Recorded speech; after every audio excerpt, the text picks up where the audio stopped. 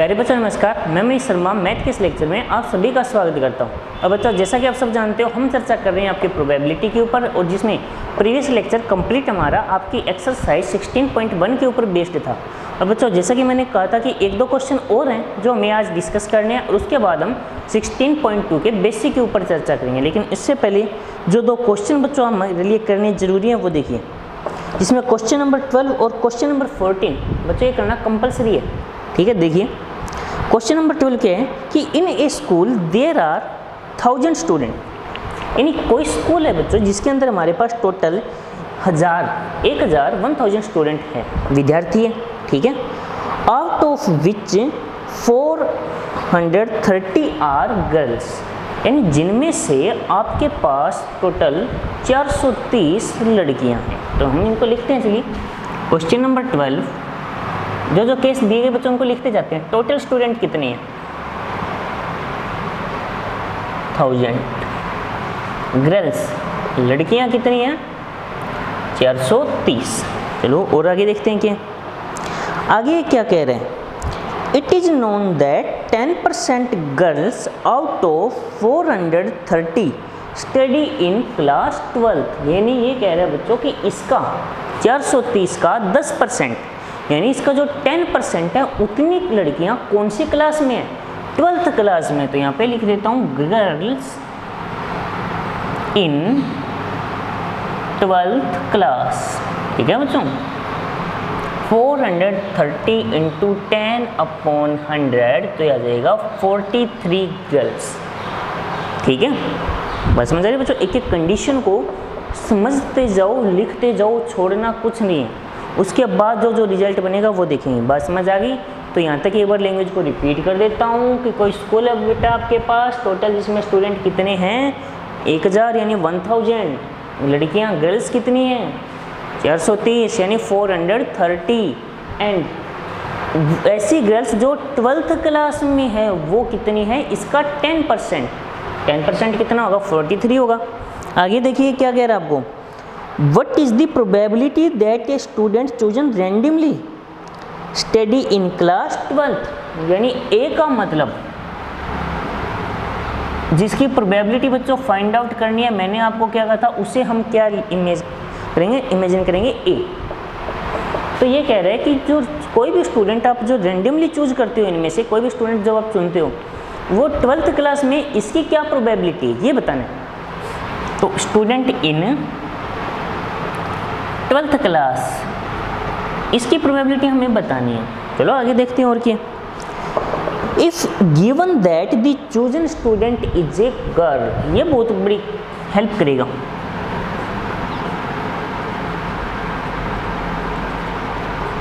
Student is a girl. देखिए पहले बच्चों बताओ क्वेश्चन की लैंग्वेज समझ आई या नहीं आई? चलिए काम करो, आप एक बार क्वेश्चन को पढ़ो पूरा, फिर जो डेटा हमने लिखा है उसके ऊपर देखो एक बार।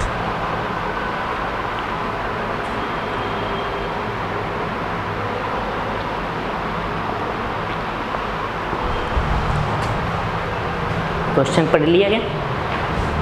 क्वेश्चन को लैंग्वेज को रिपीट कर रहा हूँ, आराम से बच्चों समझो। ये कह रहा है कोई स्कूल है जिसके अंदर टोटल स्टूडेंट कितने हैं? इतनी गर्ल्स है, और 12th क्लास में जो गर्ल्स है वो इतनी है। हमें प्रोबेबिलिटी बतानी है कि स्टूडेंट इन 12th क्लास और chosen student is a girls. तो बच्चों A इंटरसेक्शन B का मीनिंग क्या हो जाएगा? यदि इतना आप समझ जाते हो तो क्वेश्चन सॉल्व हो जाएगा, क्योंकि A जो है वो पूरा दिया हुआ नहीं है। ठीक है भाई, A ये कह रहा है कि 12th क्लास के स्टूडेंट लेकिन कितने हैं ये आपको दिया हुआ नहीं है, और जब तक ये दिया हुआ नहीं है तो दिक्कत हो जाती है। ठीक है, इसलिए लैंग्वेज के ऊपर बच्चों डिपेंड है। Student in 12th class girl, 12th girls, दोनों का कॉम्बिनेशन क्या होगा? Girls in 12th class. Common यही बनेगा ना भाई, गर्ल्स भी होनी चाहिए और 12th क्लास में भी होनी चाहिए। इसका मतलब 12th क्लास में, इसका मतलब गर्ल, तो girls in 12th class.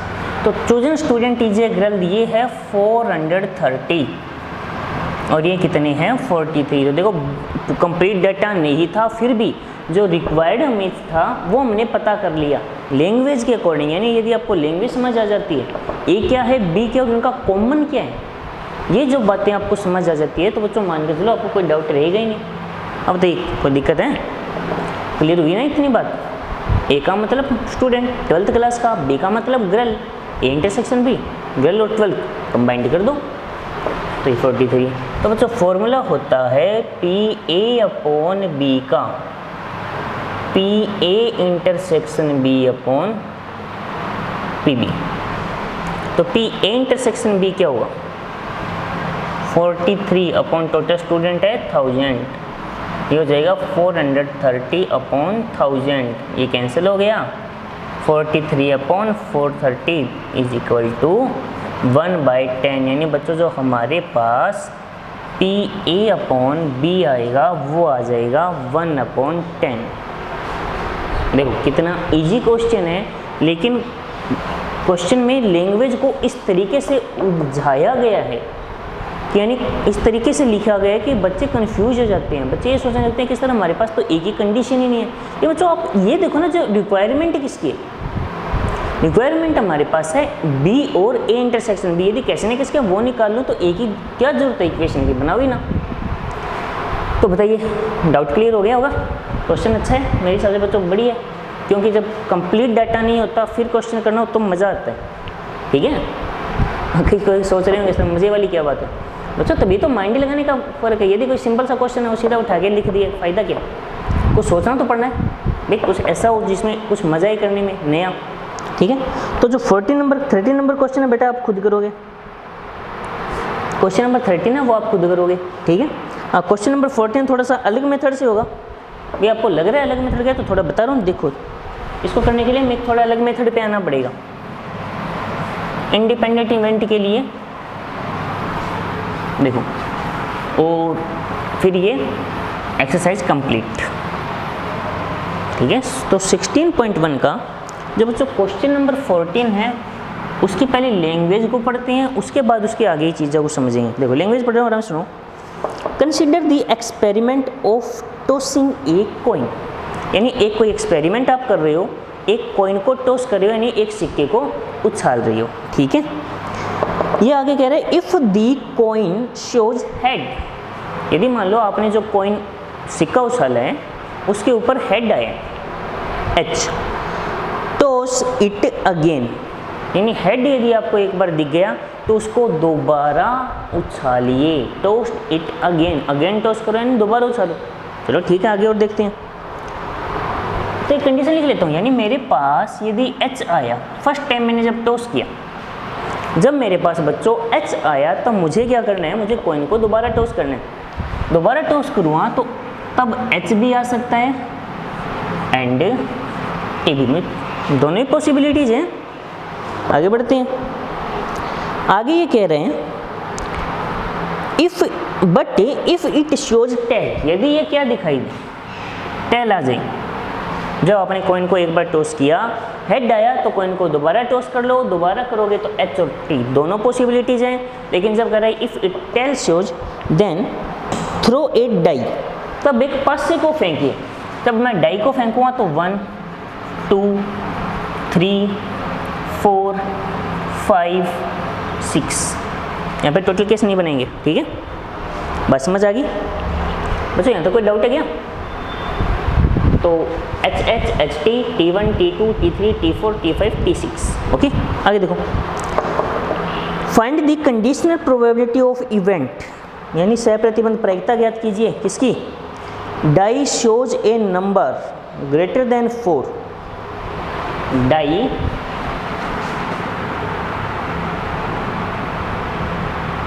shows a number greater than 4। तो बच्चों आप ये देखो कि डाई पे जो नंबर है वो ग्रेटर देन 4, ग्रेटर देन 4 का मतलब 5 और 6, ग्रेटर देन 4 का मतलब क्या होगा बच्चों? 5 और 6 दो ही केस में शो कर रहेगा। तो क्या आ जाएगा? T5 and T6। क्लियर हो गया? बी क्या है वो समझना जरूरी है। बी बच्चों हमें दिया गया है if given that there is at least one tail, given है यानी B, at least one tail यानी कम से कम एक टेल तो होना ही चाहिए। यदि दो होते हैं तो बहुत अच्छा है, लेकिन एक तो होना कंपलसरी है। तो देखो एटलीस्ट वन टेल में कंडीशन आ जाएगी H T, T1, T2, T3, T4, T5 and T6। ठीक है, तो बच्चों ए इंटरसेक्शन बी क्या आ जाएगा, T5 एंड T6। तो यहाँ पे बच्चों थोड़ा सा करने का तरीका हमारा अलग रहेगा, इस क्वेश्चन के लिए वो ज़रूरी है। ठीक है, बाकी तरीके से नहीं, ये 2/7 कर दो, इसका करने का प्रोसेस थोड़ा अलग रहेगा, इसलिए इसको ध्यान से समझिए। तो हमें जो फॉर्मूले के अकॉर्डिंग हमें प्रोबेबिलिटी चाहिए P of A intersection B की। तो देखो बच्चों, सबसे पहले आप जानते हो, देखो एक चीज़ देखो भाई, कॉइन को उछालो तो कोई भी नंबर हो, सॉरी हेड हो या टेल हो, सबकी प्रोबेबिलिटी 1/2। इनमें सबकी प्रोबेबिलिटी कितनी होती है, 1/6। जानते हो ना भाई, कॉइन को जब आप टॉस करते हो तो हेड हो चाहे टेल हो, उसकी प्रोबेबिलिटी होती है 1/2। ठीक है, और जो कॉइन टॉस करते हो उसमें जो प्रोबेबिलिटी होती है वो होती है बेटा 1/6। सॉरी कॉइन क्या, डाइस को। तो इसके अंदर है T5, तो T की वैल्यू 1/2 और इसकी 1/6 प्लस 1/2 इंटू, हम एक एक इवेंट की प्रोबेबिलिटी ले रहे हैं इसमें, 1/2 प्लस 1/12, सॉरी तो आ जाएगा 2/12। कैंसिल नहीं करें, पड़ा रहने दो। ठीक है, PB देखो, अब ये जरूरी है बच्चों समझना, PB क्या होगा, एक एक इवेंट की लेनी है आपको साथ में। तो देखो HT, H की 1/2, T की भी 1/2 प्लस T की 1/2 इंटू 1/6, टोटल 6 बार है, तो 1/2 इंटू 1/6, 1/2 इंटू 1/6, 3 बार आ गया, ये 4, ये 5 एंड ये 6। ठीक है बच्चों, बात समझ में आ गई? कोई डाउट है कि मैंने क्या किया है, यहाँ पे टोटल प्रोबेबिलिटी ना निकाल कर एक एक पार्ट की प्रोबेबिलिटी निकाली है।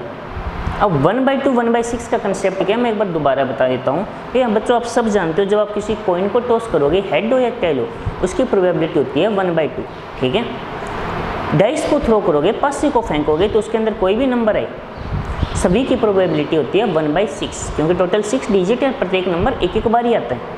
ठीक है, तो इस तरीके से, और ये इंडिपेंडेंट है। अब इंडिपेंडेंट क्या हम अभी चर्चा करेंगे, तो इस वजह से इनको मैं मल्टीप्लाई कर रहा हूँ। ठीक है, तो ये हो जाएगा बेटा 1/4, 1/12, 1/12, 1/12, 1/12, 1/12, 1/12। जब बेटा हम इनको ऐड करोगे तो आ जाएगा 9/12, क्या आ जाएगा 9/12 आ जाएगा। ठीक है, तो फॉर्मूले के अकॉर्डिंग हमें चाहिए PA/B। तो बेटा ये फॉर्मूला होता है PA इंटरसेक्शन B/A PB। तो ये क्या आ जाएगा, A इंटरसेक्शन B क्या बेटा 2/12 और ये 9/12, 12 से 12 गया, देन आंसर इज 2/9। ठीक है, तो ये बच्चों आपका मुख्य क्वेश्चन था प्रोबेबिलिटी का, जिसमें आपको थोड़ा सा अलग चलना पड़ेगा। ये नहीं है कि आप पीछे वाली प्रोसेस के अकॉर्डिंग 2/7 कर दो, यहाँ पे 2/7 से कम नहीं चलेगा, यहाँ पे काम करना पड़ेगा आपको 2/9।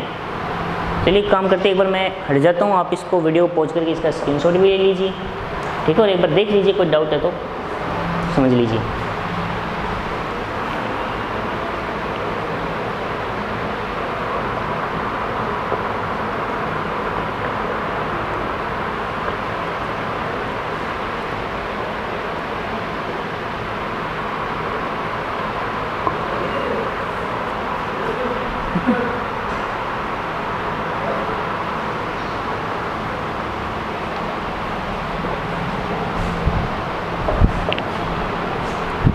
नहीं तो कोई डाउट है, क्लियर हो गया होगा, आगे बढ़ते हैं।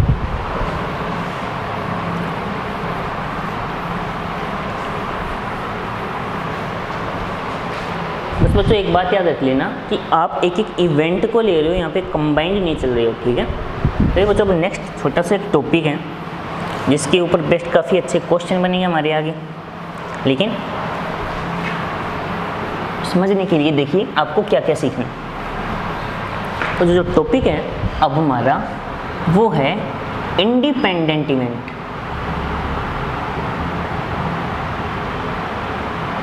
यानी आप जिसे क्या कह सकते हो, स्वतंत्र घटना। तो इंडिपेंडेंट इवेंट क्या होता है बच्चों, सोचने वाली बात है। तो नॉर्मली आप ये समझो कि जब एक इवेंट से दूसरे इवेंट पे कोई इफेक्ट ना हो, भाई इंडिपेंडेंट का मतलब क्या हो गया, स्वतंत्र, यानी एक का जब दूसरी पे कोई इफेक्ट ना हो, उस कंडीशन को हम क्या कह देते हैं बच्चों, इंडिपेंडेंट इवेंट यानी स्वतंत्र घटना। ठीक है, मान लीजिए दो इवेंट है ए और बी, दो इवेंट क्या है, ए और बी। ठीक है, तो यहाँ पर जो इंडिपेंडेंट इवेंट होगा बच्चों आपका, ठीक है, वो क्या होगा, यदि इस इक्वेशन को, इस कंडीशन को सेटिस्फाइड कर दें, P A intersection B equal to P A dot P B, यदि इस इक्वेशन को सेटिस्फाइड कर दे कि P A intersection B equal to P A dot P B, तब मैं ये बोल सकता हूँ कि जो ए और बी है वो इंडिपेंडेंट है। बात समझ आई? तो जो इंडिपेंडेंट इवेंट, सबसे पहले दिमाग में ये बताओ भाई, जब दो इवेंट हो एक का दूसरे पे इफेक्ट ना हो। जैसे फॉर एग्जांपल मैं आपको बताता हूँ, जो अभी हमने क्वेश्चन किया कॉइन और डाइस। एक काम करो, आप पहले सबसे पहले कॉइन को उछालो भाई, आपके पास या तो हेड आएगा या टेल। मान लीजिए आपके पास पहले हेड आया, तो अब क्या आप ये बोल सकते हो क्या कि पहले हेड आया तो अब 1 आएगा या 2 आएगा? कोई भी रिजल्ट के लिए फिक्स बोल सकते हो क्या? या ये बोल सकते हो इवन नंबर आएगा, या ये बोल सकते हो ऑड नंबर आएगा, ये बोल सकते हो प्राइम नंबर आएगा? कोई भी एक रिजल्ट के लिए फिक्स बोल सकते हो तो बताओ, आराम से सोचो। जो मैं बोल रहा हूँ भाई, जब आपके पास हेड आया यहाँ पर, तब आप क्लियरली ये बोल सकते हो क्या कि हाँ भाई हेड आया है तो आगे फिर यही आएगा, ये नंबर ही आएगा भाई, 1 आएगा, 2, 3, 4, 5, 6। एक फिक्स नंबर के लिए आप मुझे ये बोल के बता सकते हो, चलो एक तो क्या 3 नंबर के लिए बोल दो फिक्स भाई, इवन नंबर या ऑड नंबर, सम या विषम, ये बोल सकते हो कि 1, 3, 5 में से आएगा, 2, 4, 6 में से ही आएगा, बोल सकते हो? तो सोचो क्या ऐसा पॉसिबल है कि पहले हेड आया तो बाद में ये फिक्स नंबर ही रहेगा? ऐसा पॉसिबल नहीं है, ऐसा हो ही नहीं सकता भाई। होगा लेकिन हम क्लियरली ये नहीं बोल सकते। मैं ये नहीं बता सकता आपको कि भाई पहले हेड आया तो भाई इसके अंदर जो डाइस है इसके अंदर 1, 2, 3, 4, 5, 6 ये 6 डिजिट होते हैं। तो हेड आया तो मैं ये नहीं बोल सकता इनमें से कौन सा फिक्स होगा। टेल है तो ये नहीं बोल सकता, मुझे कंडीशन सारी बनानी पड़ेगी। तो ये बात तो इस इवेंट का इसके ऊपर कोई भी इफेक्ट हुआ क्या, ये सोचो कि पहले इवेंट से दूसरी इवेंट पे कोई फ़र्क पड़ रहा है या कोई प्रभाव इफेक्ट हो रहा है? तो जवाब होना चाहिए कि सर इस पर तो कोई इफेक्ट ही नहीं है भाई, ये चाहिए अपना, ये खुद का अलग है, इसको इससे कोई मतलब ही नहीं है। तो इस तरीके की जो इवेंट है उन्हें हम क्या कहते हैं, इंडिपेंडेंट इवेंट। क्या कहते हैं बच्चों? Independent event. जब एक इवेंट दूसरे को किसी भी तरीके से कोई इफेक्ट ना करे देन। ठीक है, और एग्जांपल देता हूँ, देखो मान लीजिए बच्चों ये आपके पास बॉक्स है, इसके अंदर 5 बॉल है, सबका कलर रेड है। ओके, सबका कलर क्या है? रेड है। अब मैं क्या करता हूँ, मैं इनमें से एक बॉल निकाल लेता हूँ। एक बॉल निकाल ली, कोई भी, चलो सारी रेड नहीं करते हैं, 2 ब्लैक कर दो। ठीक है, कंफ्यूजन नहीं होगा। ये भी ब्लैक, ये भी ब्लैक। तो स्टार्टिंग में जब 5 बॉल है तो रेड की प्रोबेबिलिटी होगी 3/5 और ब्लैक की प्रोबेबिलिटी होगी 2/5। ठीक है बच्चों, रेड की प्रोबेबिलिटी क्या होगी 3/5, ब्लैक की प्रोबेबिलिटी 2/5। फिक्स है ना, पहले चाहे रेड निकालो या पहले ब्लैक। लेकिन अब देखो आगे, अब बच्चों मैंने एक इवेंट किया, मैंने सबसे पहले क्या किया, मैंने रेड बॉल एक बार निकाली, मैंने क्या किया, एक रेड बॉल बाहर निकाल ली, ठीक है। रेड बॉल जब मैंने बाहर निकाली तो उसके बाद मैंने उसको वापस उसके अंदर नहीं रखा। जब बच्चों मैंने रेड बॉल को बाहर निकाला है तो मैंने क्या किया, रेड बॉल को वापस उसके अंदर रखा नहीं, ठीक है। मैंने रेड बॉल को वापस उसके अंदर नहीं रखा। तो अब आप ये सोचो, तो अब जो कंडीशन है पहले वो बनाओगे, ठीक है, सीधा क्वेश्चन को नहीं करोगे। अब कंडीशन आपके पास ये है कि 2 रेड 2 ब्लैक। आपकी कंडीशन क्या होगी भी निकालने के बाद। अब यदि मैं एक रेड बॉल निकाल के दूं, अब आप ब्लैक बॉल निकालो, तो आप ब्लैक बॉल की प्रोबेबिलिटी 2/5 लिखोगे या 2/4 लिखोगे, ये बताओ। अब जो आप ब्लैक बॉल है उसकी जो प्रोबेबिलिटी है, प्रायिकता है, वो 2/5 लिखोगे, 2/4। देन बच्चों इस कंडीशन में आपका रिजल्ट ये होना चाहिए 2/4। तो अब आप ये देखो कि जो बी ब्लैक बॉल है उसकी प्रोबेबिलिटी 2/5 थी मेरे पास, वो आप देखो जब मैंने एक रेड बॉल निकाली, यानी ये जो इवेंट हो गई, ये इवेंट जो हो चुकी है, उससे बी की प्रोबेबिलिटी चेंज हो गई या नहीं हो गई। सिर्फ इतना सोचो, एक इवेंट होने से दूसरे की प्रोबेबिलिटी चेंज हो गई या नहीं होगी। यदि ऐसा केस बन जाता है तो मैं ये बोलूँगा कि ये एक कंडीशन दूसरे को इफेक्ट करती है, यानी ये दोनों इंडिपेंडेंट नहीं है, यानी ये जो दो इवेंट हैं वो स्वतंत्र नहीं है, इंडिपेंडेंट नहीं है। परंतु यदि इसके ऊपर बच्चों कोई इफेक्ट ना करे, यदि इसके ऊपर कोई इफेक्ट ना करे, वैसे का वैसा रहे, तो मैं ये बोल सकता हूँ ये इंडिपेंडेंट है, ठीक है। तो यहाँ पे बच्चों आप क्लियरली देख सकते हो, यदि मैं इस रेड बॉल को वापस इसके अंदर रख देता हूँ, जो मैंने यहाँ पे रेड बॉल को रेंडमली चूज किया, यदि मैं इसके अंदर इसको वापस रख देता हूँ, तो अब जो कंडीशन बनेगी वो वापस यही आ जाएगी या नहीं आ जाएगी। उस कंडीशन में जो ब्लैक बॉल है बच्चों आपकी, उसकी प्रोबेबिलिटी हो जाएगी 2/5। क्लियर हुई बात। तो बच्चों यही आपको सीखना है कि जब एक इवेंट दूसरे को इफेक्ट करती है तब तो वो इंडिपेंडेंट नहीं है। यदि एक इवेंट का होने का दूसरे के ऊपर कोई इफेक्ट ना हो, यानी उसकी प्रोबेबिलिटी उतनी रेट चेंज ना हो, उस कंडीशन में बच्चों आपकी जो इवेंट हो जाएगी वो क्या हो जाएगी, इंडिपेंडेंट इवेंट, ठीक है। और यदि कई बार आपको क्वेश्चन के थ्रू ये बात समझ ना आई ये लैंग्वेज से, तो आप एक काम करो, जो अभी तक हम करते हैं, हमने जो अभी क्वेश्चन किए हैं 16.1 के, उसमें हमने 3 चीज़ों को पता किया या नहीं किया भी, 3 चीज़ें फाइंड आउट की है, ए फाइंड आउट किया, बी फाइंड आउट किया और ए इंटरसेक्शन बी। और इस रूल को देख लो कि क्या वो P A intersection B equal to P A dot P B को सेटिस्फाइड करती है कंडीशन। क्या जो हमने जो रूल बनाया है वो आपका P A intersection B equal to P A dot P B को सेटिस्फाइड करता है। यदि ऐसा रिजल्ट है कि जो condition P A dot P B equal P A intersection B है, तो बच्चों हम ये बोल सकते हैं कि जो इवेंट है वो क्या होंगे, इंडिपेंडेंट इवेंट हो जाएंगे, ठीक है। यदि एक इवेंट दूसरे को इफेक्ट ना करे तो इंडिपेंडेंट है, और मैथमेटिकली इसको ऐसे प्रूव किया जा सकता है। तो बच्चों बताइए डेफिनेशन क्लियर हो गई होगी। तो बच्चों बाकी जानकारी फिर नेक्स्ट लेक्चर में करेंगे, तब तक के लिए धन्यवाद।